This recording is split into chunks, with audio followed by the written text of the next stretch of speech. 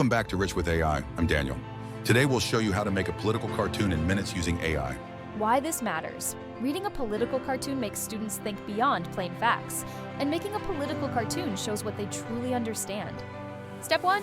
Pick a hot topic or current event, like the buzz about Tilly Norwood, the AI actress shaking up Hollywood. Then ask for a prompt. In landscape format, write a simple but clear prompt that I can use to make a political cartoon about the current event involving Tilly Norwood. Copy and paste the prompt into your image generator, click Create Image, and boom, AI draws your cartoon in seconds. Now post it for students to interpret. What's the claim? What symbols show the message? Then flip it. Students pick their own topic, write a one-sentence message, and make their cartoon using AI. It's a creative way to bring current events back into class. Thanks for tuning in. Like, subscribe, and share with another teacher. Let's keep the pace and stay rich with AI.